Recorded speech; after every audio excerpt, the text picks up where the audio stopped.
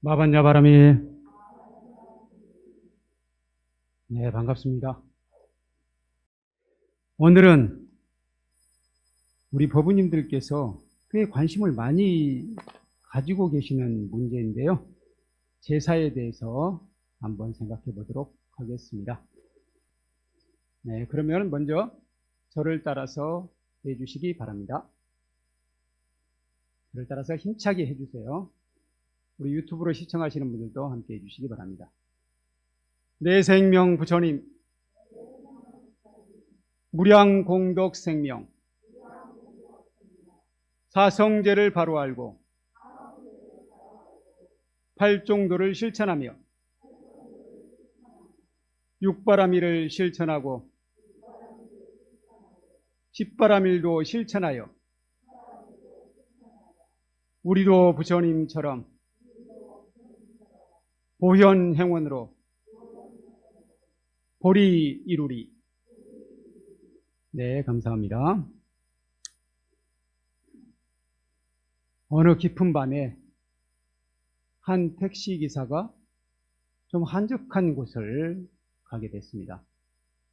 한적한 곳에 가는데 보통 그곳에는 사람이 없는 장소인데 어쨌든 한 여인이, 흰옷을 입은 여인이 손을 흔들더래요. 그래서 태웠습니다. 그래서 차에 태우고 그 여인이 말해주는 그 마을, 그 장소로 가고 있는데 좀 이상한 현상이 있었대요. 백미러, 그 차 안에 있는 거울을 뭐라고 하죠? 눈미러라고 합니까? 어쨌든 그 거울을 뒷좌석을, 보통 택시기사들은 뒷좌석을 비추게 만들어요. 그런데 그 미러에 그 여인이 안 보이더래요. 뒷좌석이 비어있는 것으로 나오더랍니다. 어쨌든 좀 이상하다 싶어서 뒤를 돌아보면 그 여인은 분명히 있어요. 그래서 어쨌든 그 여인이 데려다 달라는 대로 모시고 갔습니다. 모시고 갔더니 자기 주머니에 지금 택시비가 없으니까 잠시 집에 들어가서 가지고 나오겠다 하더래요. 그래서 좀 기다리는데 나올 때가 된 것 같은데 안 나오더래요. 그래서 그 집으로 들어가 봤습니다. 그 집으로 들어가 봤더니 주인이 나와서 하는 말, 오늘은 내 딸의 1년 전에 내 딸이 젊은 나이로 세상을 떠났는데 딸이 죽은 날이어서 지금 제사를 지내고 있습니다. 그러더래요. 그래서 이 일화를 보면은 우리가 제사를 지내면 마치 영가가 직접 찾아오는 것 같이 보이죠? 그래서 이 이야기를 여러분들 믿으십니까? 이야기를 사실로 믿으세요? 어쨌든 우리나라 제사는 그래서 원칙적으로는 우리의 제사가 유교적인 관습에 따라서 지내고 있어요.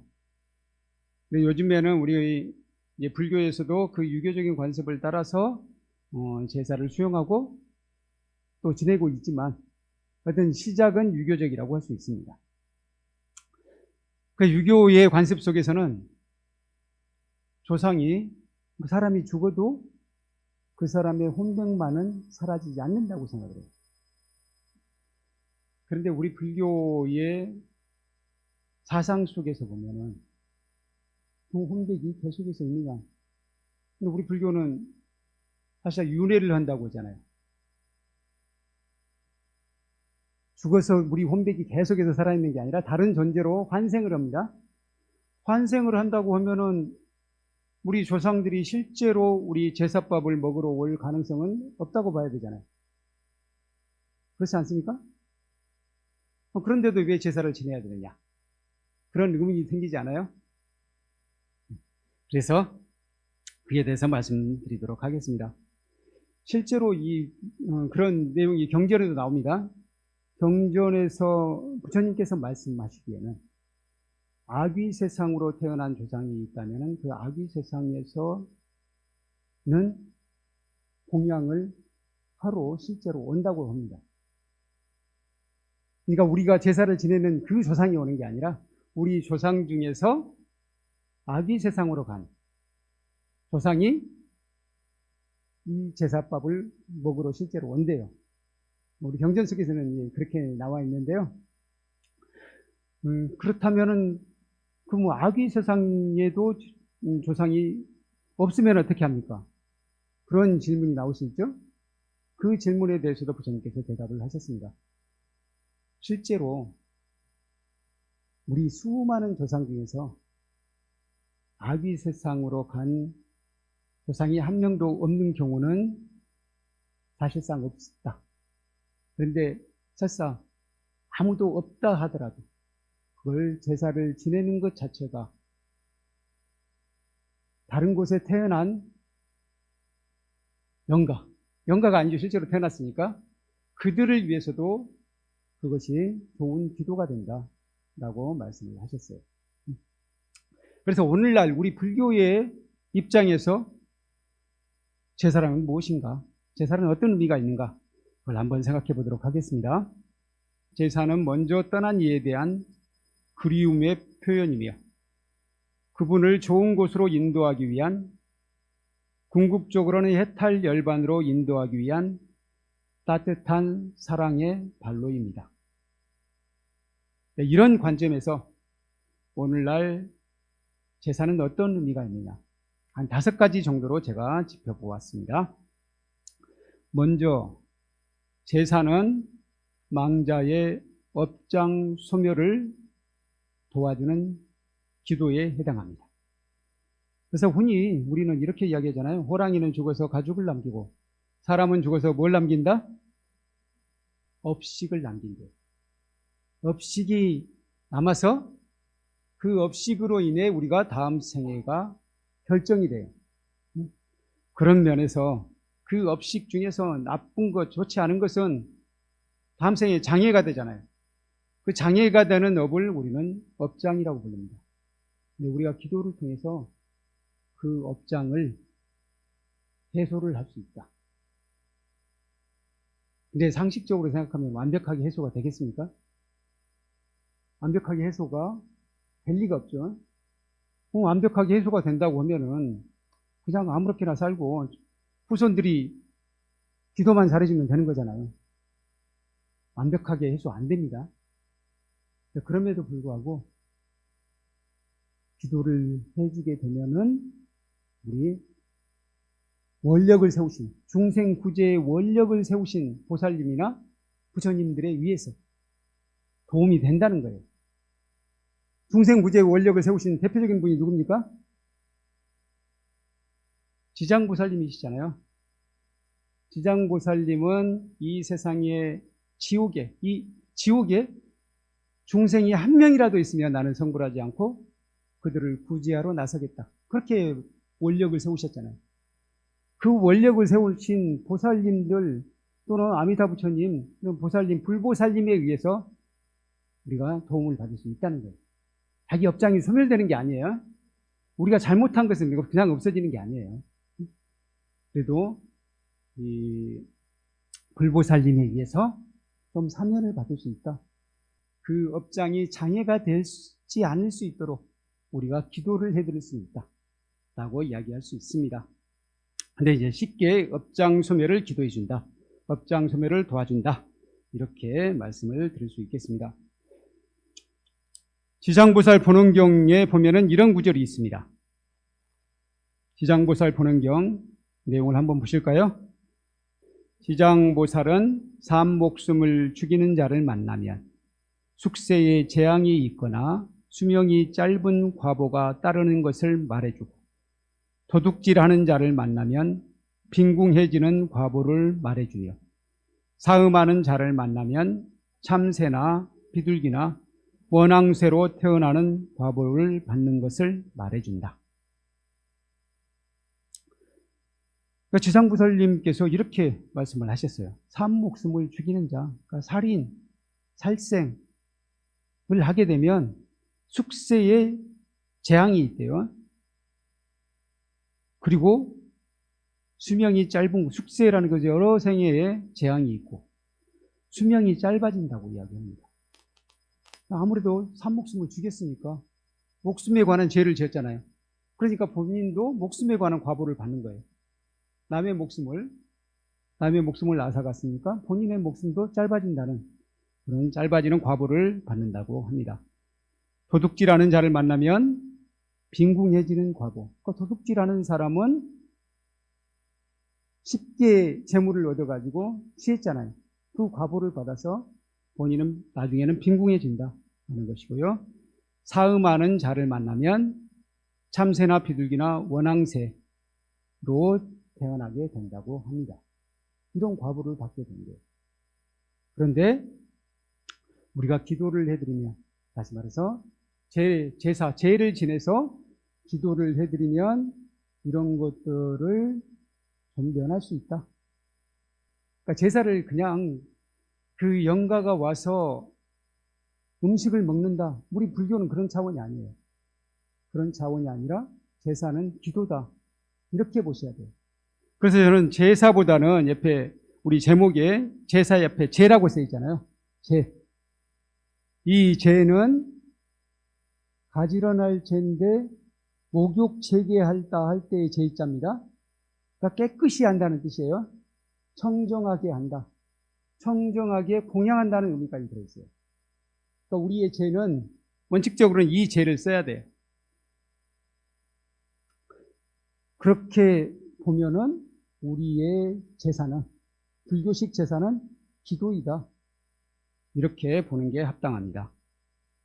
그래서 우리 기도는 바로 수명이 짧은 과보가 받은 조상, 빈궁해지는 과보를 받은 조상, 참새나 비둘기나 원앙새로 태어나는 과보를 받은 조상에 대해서 그 과보를 좀 소멸시켜주거나 좀 덜어주는 그런 역할을 하게 된다라고 합니다. 이렇게 생각하면 우리 기도 굉장히 소중한 것이죠.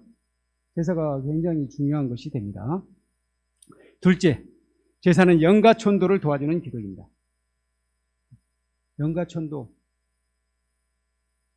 영가천도라는 것은 뭐냐면은 우리는 다시 태어난다고 하잖아요. 이제 49일제를 지내는 이유는 49일 후에 49일 동안은 중음신으로 있어요. 중음신은 뭐냐면은 이승에 사는 것도 아니고 저승으로 다른 세상으로 가버린 것도 아니에요. 그 중간에 있는 거예요. 다음 세상에 태어나지도 않았어요. 우리 불교에서는 그게 보통 49일이라고 이야기합니다. 49일 동안 중음신으로 떠돈다는 표현은 꼭 맞지 않을 수도 있습니다. 뭐 안정되어 있는 경우도 있을 수 있으니까요. 49일 동안 대기하고 있다가 다음 생애로 환생하게 된다고 합니다. 그런데 세상에 미련이 많은 영가들, 한이 많은 영가들, 또 갑자기 떠난 영가들, 이런 경우 갑자기 떠난 영가들 같은 경우는 본인이 죽었는지도 모르는 경우도 있다고 합니다. 실제로 그런 일화를 저는 들었어요. 저하고 이제 같이 아는 지인이 그 이야기를 하더라고요. 어떤 이제 뭐 같이 문학했던 사람인데 그 사람이 세상을 떠났어요. 근데 그 사람이 마치 살아있는 것처럼 자기 집을 방문하는 꿈을 꿨다라고 이야기하더라고요. 그 꿈은 물론 뭐 진짜는 아닐 수 있지만 어쨌든 근데 그 꿈을 꾼 사람이 여러 사람이에요. 그 사람이 이제 교통사고로 떠났거든요. 교통사고로 떠났는데 이런 경우 갑자기 떠났기 때문에 본인도 세상을 떠났는지를 모르는 경우가 있다는 거예요. 그리고 나름 이제 뭐 지인들이 한 번씩 찾아가는 거예요. 근데 지인들은 실제로 만나지를 못하잖아요. 그리고 전혀 다른 세계에 살기 때문에 접촉이 안 되는 거예요. 접촉이 안 되고 대신 그게 꿈속에 보이는 거예요. 그런 경우가 있었다고 합니다. 그러니까 이런 것처럼 어떤 경우에는 떠나지를 못하는 경우가 있다는 거예요. 그러니까 본인이 몰라서 떠나지 못하는 경우, 또는 미련이 많아서, 한이 많아서 떠나지 못하는 경우가 있다는 겁니다. 이런 경우 우리 천도제나 49제 제사 지낼 때 의식문을 한 번씩 보셨죠? 거기에 보면은 전부 미련을 버리고 떠나시오 라는 부처님 법문이에요. 그런 법문이거든요. 그래서 제사가 필요하답니다. 그런 경우가 있어요. 그런데 우리 제사를 지내다 보면은 항상 영가 이름을 부르지만 그 영가 외에 다른 영가들까지 같이 부르잖아요. 그런 거 보셨죠? 그 영가만을 위해서 하지 않습니다. 주위의 영가들까지 같이 불러요. 그렇게 하는 이유는 뭐냐면은 그 영가의 이름으로 그 영가와 인연을 맺었던 영가들, 또는 뭐 이 장소도 괜찮아요. 이 장소와 인연을 맺었던 영가들, 그들이 모두 현재 아직 내가 떠나야 한다는 것을 몰랐다면은, 자각하지 못했다면은 이 법문을 듣고 여기에서 공양도 잘 하시고 이제 미련을 버리고 떠나시오 라는 의미가 들어있다는 겁니다. 그래서 제사가 영가 천도를 봐준다고 합니다. 이해 가시죠? 네, 세 번째. 제사는 이미 다른 세상에 태어난 영가의 행복에 대한 기원이기도 하다. 이렇게 말씀을 드릴 수가 있겠습니다. 이미 환생을 했어요. 우리가 불러주는 영가, 아마 여러분들은 여기에 오신 분들은 대부분이 신심이 아주 장하시기 때문에 여러분들의 직접적인 조상들은 대부분이 좋은 곳으로 가셨을 거예요. 좋은 곳으로 가셨기 때문에 실제로 그분들은 여기에 와서 공양을 하거나 그러지 않을 가능성이 굉장히 높습니다. 근데 그럼에도 불구하고 그분의 이름을 불러주면서 우리가 기도를 해주잖아요. 기도를 해주게 되면 그분한테 직접적으로는 안 갈지 모르겠지만 그분에게 좋은 영향이 가겠습니까? 좋지 않은 영향이 가겠습니까? 당연히 좋은 영향이 가겠죠? 당연히 좋은 영향이 가요. 거기 가만히 생각해 보니까 저희는 그런 생각 들더라고요. 우리들이 뭐 대단한 노력을 하지도 않고 뭐 공덕을 짓지 않았는데 보면은 운이 좋은 경우 있잖아요. 흔히 재수가 좋다고 이야기하잖아요. 재수가 좋은 경우, 그런 경우 그냥 내가 뭐 운이 좋아서 그렇게만 생각하지 말고 누군가가 나를 위해서 기도를 해줬는가 보다. 이렇게 생각하고 감사하는 마음을 가질 수 있는 것 같아요. 실제로 그랬을 수 있습니다. 우리가 어떻게 보면 자기 자신을 위해서 기도했을지도 몰라. 우리가 조상들의 이름을 부르고 기도를 했잖아요. 그런데 그 조상이 사실은 나로 태어났을 수도 있어요. 그렇잖아요. 우리가 실제로 우리 다음 생에 태어날 때 자신과 인연이 있는 곳으로 갈 가능성이 높겠어요? 인연이 전혀 없는 곳으로 갈 가능성이 높겠어요? 아니, 인연이 있는 곳으로 갈 가능성이 높죠. 그렇다면은 우리 조상들이 사실 우리와 가까운 곳에 계실 가능성이 높다는 거죠. 그럼 심지어는 나 자신일 수도 있어요. 아니면 내 가족일 수 있고 내 친구거나 나와 인연을 맺고 있는 사람들의 가능성이 높다는 겁니다. 근데 그들을 위해서 우리가 우리 조상의 이름을 부르면서 기도했지만 나나 또는 내 주변, 내 친구, 나와 인연을 맺은 사람들에 대한 기도일 수도 있다는 거죠. 그렇게 생각을 하고 기도를 한다면 그것도 맞는 것입니다. 그래서 이미 다른 세상에 태어난 영가의 행복에 대한 기원이기도 하다. 이렇게 얘기할 수가 있겠습니다. 넷째, 제사는 살아있는 사람의 행복을 위한 기도이기도 하다. 이건 지장경에 그대로 나와 있어요. 우리 지장경의 한 구절을 보도록 할까요? 지장부설 본원경에 이런 내용이 나와 있습니다. 혹 어떤 남자나 여인이 생전에 선한 일을 닦지 아니하고 여러 가지 죄만 많이 지었더라도 목숨이 마친 뒤에 그의 멀고 가까운 권속들이 그를 위하여 복을 닦아주면 그 공덕의 7분의 1을 망인이 얻으며 나머지 7분의 6의 공덕은 산 사람들의 차지가 됩니다. 이 사실을 알고 계셨어요? 대부분 지장경을 읽으셨으니까 이거 아시고 계시죠? 응? 우리가 죄를 지내면 그 공덕을 7로 잡았어요. 실로 잡은 이유는 본래 인도에서는, 우리 불교에서는 7을 굉장히 완전한 숫자로 보는 경우가 많았어요. 7도 완전한 숫자로 보는 경우가 많았고요. 4를 완전한 숫자로 보는 경우도 많았습니다. 그래서 4가지, 7가지 많이 나와요. 여기서도 7을 완전한 숫자로 본 거예요. 그죠? 그래서 7을 전체라고 생각한다면 그 중에 7분의 1만 망인한테 간대요. 이걸 아셨어요? 그리고 나머지 6은 7분의 7 중에 6은 산 사람한테 온대요. 이렇게 산 사람들의 차지가 더 크다는 거예요. 그래서 제사는 살아있는 사람의 행복을 위한 기도이기도 하다. 이렇게 볼 수가 있습니다. 그리고 다섯째, 제사는 조상의 은덕에 대한 보응이다. 사실 나는 이것만으로도 제사는 지낼 필요가 있다고 생각해요. 우리가 이 세상에 존재하게 된 이유, 사실 조상들이 있어서 가능한 거 아닙니까?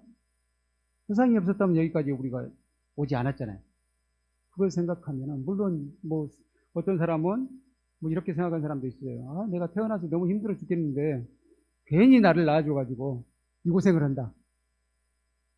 뭐 이런 사람도 있을지 모르겠어요. 이런 경우는 조상 원망하지 마세요. 이 생애는 내가 선택한 겁니다.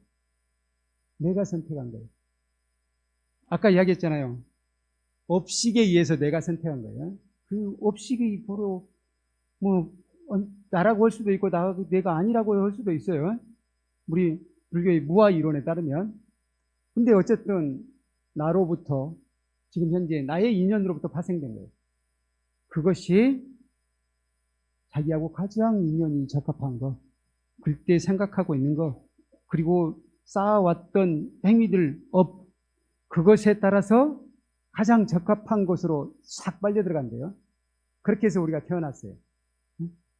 그렇게 해서 우리가 태어났다는 거예요. 그럼 누가 선택한 겁니까?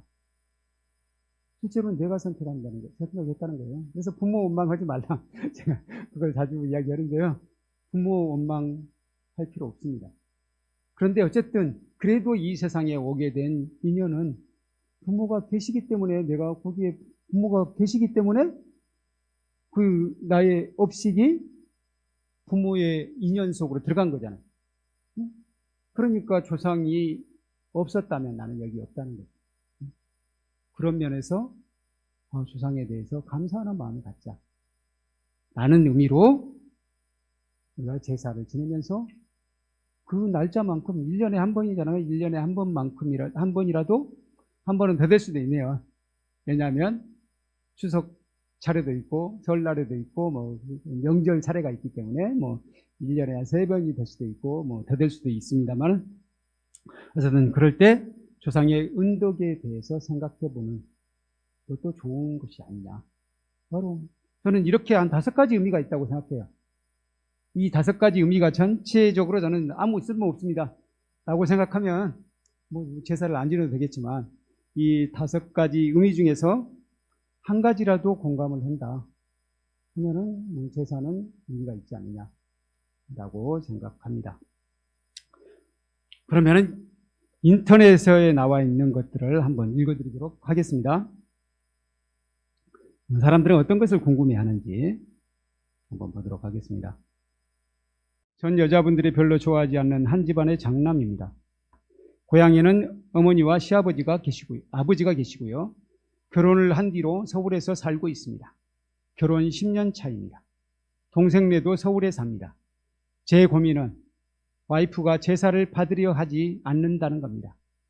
장인어른께서 집안의 맞이라 장모님께서 제사 때문에 고생을 많이 하셨다고 들었습니다. 그것 때문인지 제사를 가져오는데 반대하고 있습니다. 저 자신도 제사 문화에 대해 호의적인 입장은 아니라 여자들의 입장을 이해하려고 나름 노력합니다. 제사를 지내는 맏며느리와 그 아래 며느리와의 감정 싸움. 맏며느리 입장에서는 제대로 도와주지 않는 동서한테 좋은 감정이 생길 리 없겠죠. 절에서 따로 제사를 지낸다는 집안도 있고, 여자들에게 일방적으로 신체적, 정신적으로 부담을 지우는 현재의 제사 관습이기 때문에 알게 모르게 집안 내 문제도 발생시킨다는 생각도, 정말 이걸 해소할 수 있는 좋은 방법이 없을까 항상 고민을 합니다. 올해 어머니가 70이 되십니다. 그리고 얼마 전 발목을 다치셔서 걷는데 불편을 겪고 계신 와중에 동생네만 내려가고 우린 내려가지 못했습니다. 이 일을 계기로 이래서는 안 되겠다 싶어서 고민하다가 와이프한테 얘기를 했습니다. 이제 어머니 연세도 있으시고 결혼 10년 동안 어머니가 제사 모셨으면 이제 가져올 때가 되지 않았느냐. 하지만 와이프는 제사 얘기 나오는 것 자체가 스트레스인가 봅니다. 그것에 관해서는 얘기하지 마라. 아직 제사를 지낼 자신이 없다. 이렇게 얘기한다는 것이죠. 너무한다는 생각도 들고 와이프한테 섭섭하고 그렇지만 가정은 지켜야겠고 요즘 이 문제 때문에 고민이 많습니다. 현명하게 해결할 수 있는 방법이 없을까요? 어떤 얘기든 좋습니다. 들어보고 싶네요. 여러분들은 이런 경우 어떤 제안을 해주고 싶으세요? 어떤 조언을 해주고 싶으세요? 이와 관련해서 황희정 스승의 일화가 있어요. 황희정 스승에게 어떤 이가 물었대요. 우리 집 소가 새끼를 낳습니다. 근데 하필이면 오늘이 우리 아버님 제삿날이에요. 이럴 때는 제사 안 지내도 되지요? 라고 물어봤대요. 그러니까 황희정 스승이 뭐라고 대답했겠어요? 안 지내도 돼. 그렇게 대답을 했답니다. 그러니까 좀 있으니까 또 왔어. 또 다른 사람이 왔어요. 또 다른 사람이 와가지고 대감마마 우리 집 돼지가 새끼를 낳았어요. 돼지가 새끼를 낳았는데 오늘이 마침 아버님 제삿날이에요. 그래도 제사를 지내야 되죠? 라고 물어보더래요. 그러니까 황희정 선생님이 뭐라고 대답할게요? 제사를 지내야지. 그렇게 그래요. 그러니까 옆에 황희정 선생님의 부인이 여보 또 그러네. 그러니까 뭐라고 하냐면 황희정 선생님이 늘 이런 식으로 대답을 했어요. 황희정 선생님이 뭐라고 하냐. 제사를 지내고 싶은 사람은 지내야 되고 지내기 싫은 사람은 안 지내면 되지. 그러니까 이 사람은 그렇잖아요. 소를 낳았다는 핑계로 제사를 안 지내고 싶은 사람한테 지내지 말라고 하는 거고 돼지를 낳았지만 그래도 제사를 지내고 싶어요. 그 사람한테는 제사를 지내라고 한 거예요. 뭐 대단히 현명한 거 아닙니까? 그런데 이런 분들에게는 제가 조언을 저한테 물어본다면은 그런 경우 그렇게 제사로 신랑이 하지 말고 절에 모셔라. 이렇게 말씀을 드리고 싶어요. 그러니까 절에 모시는 것이 여러 가지로 좋은 점이 많아요. 첫 번째로는 열심히 음식 준비 안 해도 되잖아요. 그렇죠?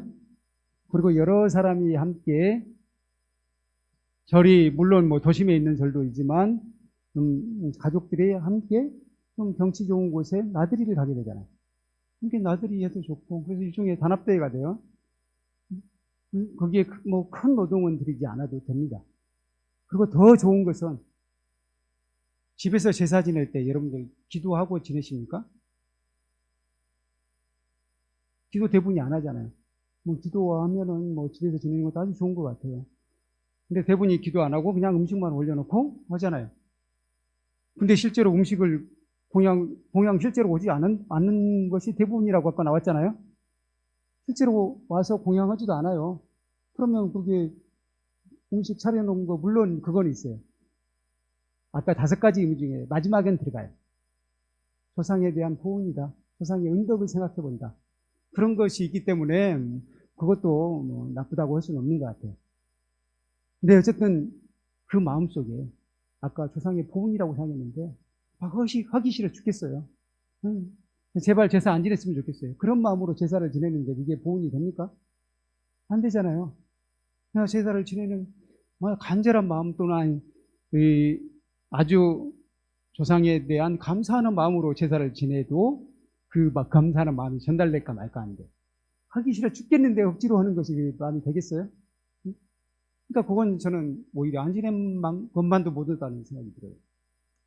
물론 안 지내는 것보다 나을 수 있겠네요. 억지로라도 지냈으니까 그게 정성은 들어가 있으니까요. 어쨌든 감사하는 마음이 아니면 고생은 고생대로 하고 그 고생한 보람은 못 얻는 거 아니냐 하는 것입니다.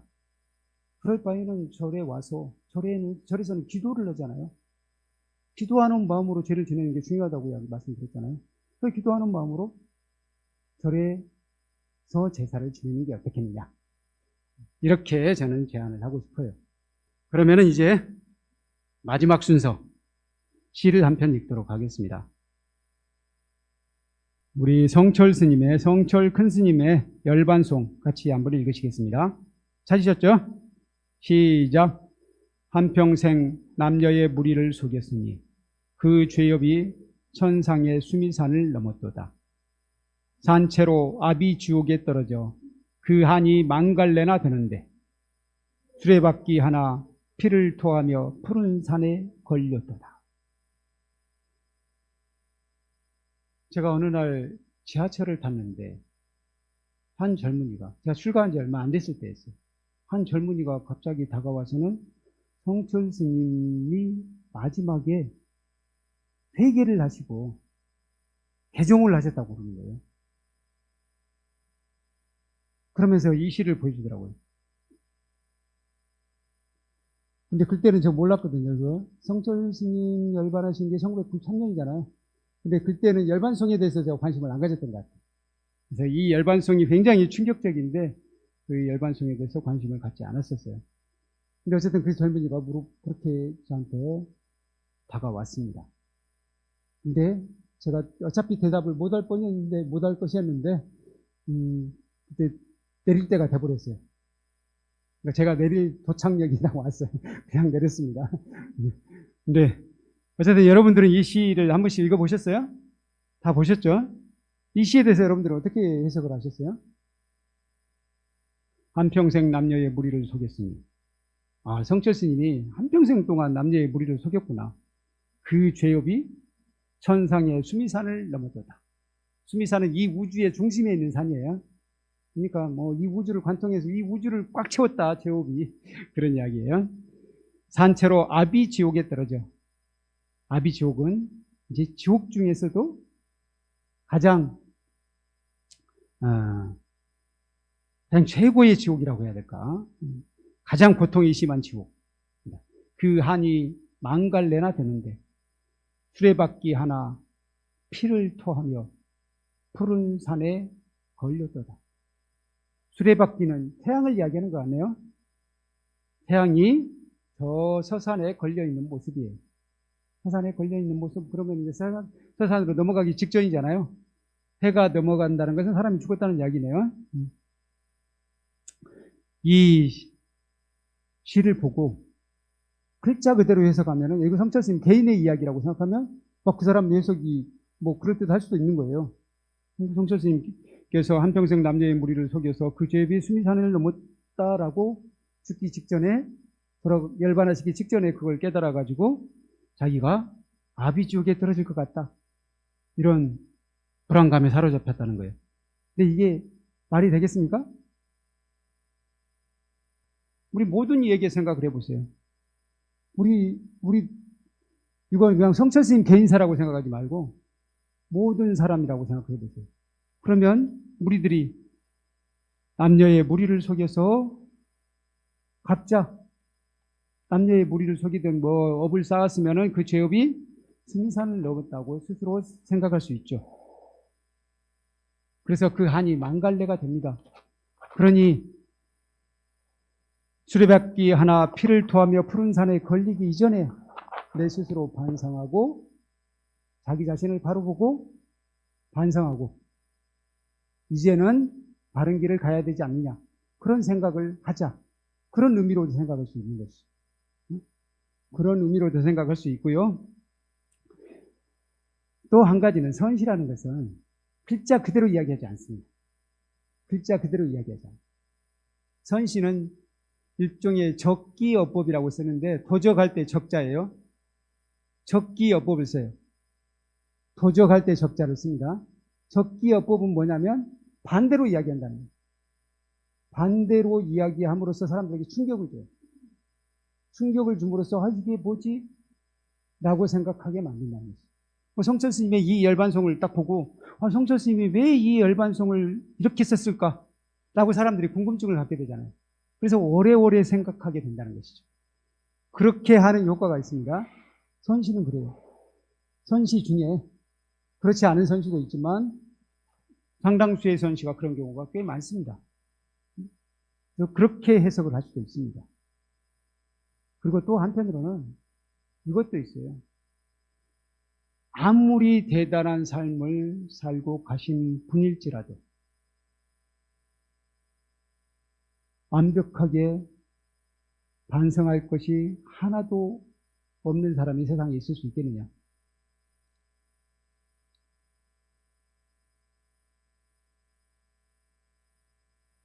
혹시 그런 사람이 있을 수 있겠어요?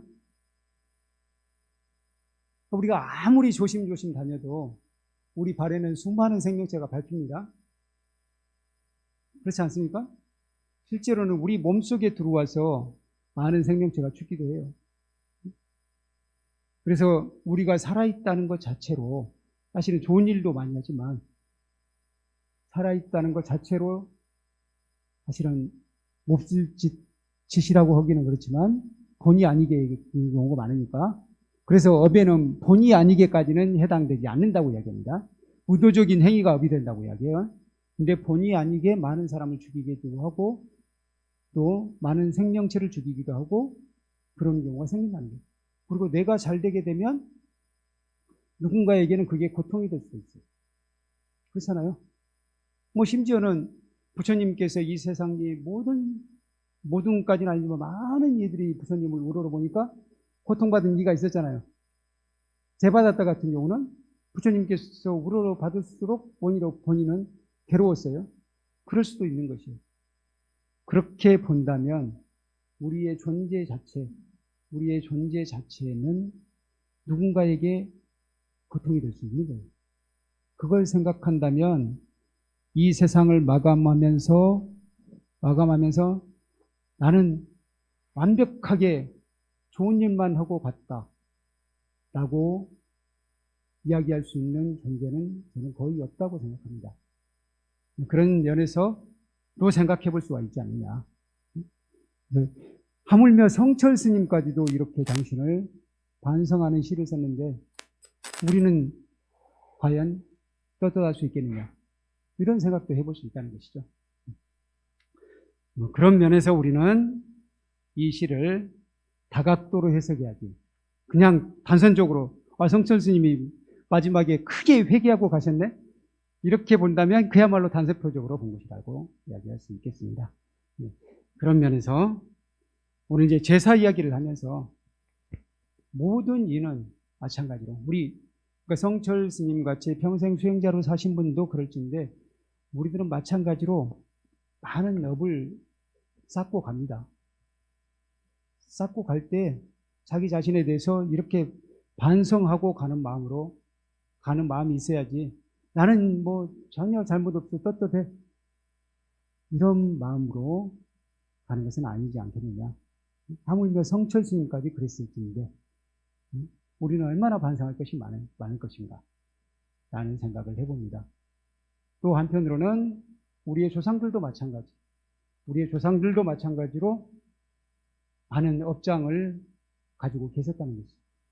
그러면 그분들을 위해서 우리가 계속해서 기도를 해드리는 게 합당하지 않겠느냐 하는 생각이 듭니다. 그래서 조상들에 대한 제사는 바로 그런 의미가 있다. 첫 번째로 업장 소멸을 도와주는 기도이다 라는 것이고요. 또 영과 천도를 도와주는 기도다 하는 것이고 또 다른 세상에 이미 태어났지만 그들이 행복하게 살기를 바라는 기도이기도 하다. 또 우리들을 위한 기도이기도 하다. 그리고 마지막으로는 조상의 은덕에 대한 보훈의 의미도 있다 라고 정리해 볼 수가 있겠습니다. 네, 이상으로 마치고요. 마지막 우리가 늘 하는 구호 있죠. 구호를 외치고 마지막 힘차게 박수 한번 치면서 마치도록 하겠습니다. 저를 따라하시기 바랍니다. 내 생명 부처님, 무량 공덕 생명, 사성제를 바로 알고 활정도를 실천하며 육바라밀을 실천하고 십바라밀도 실천하여